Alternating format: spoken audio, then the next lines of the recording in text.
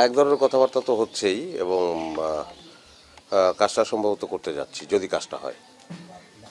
এবং আশা করছি যে একটা চমৎকার কাজ হবে। না, গল্প তো নাট্যই বলেছি, সেটা তো একটা বড় কারণ। কিন্তু মানে একটা ভালো গল্পকেও তো অনেক সময় আছে যে একজন ডিরেক্টর যিনি নির্দেশনা দিতে না পারেন, নষ্ট করে ফেলতে পারেন।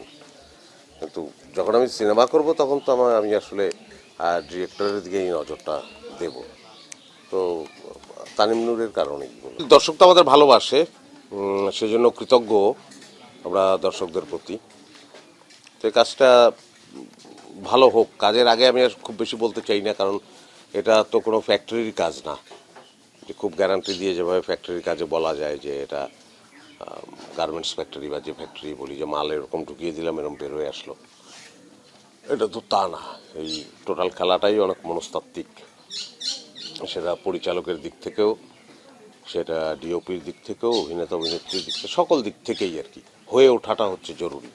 খুব খুব আশাবাদী আমি, এতটুকুই বলতে পারি। এতটুকু পর্যন্ত বলার এখতিয়ার আমার আছে।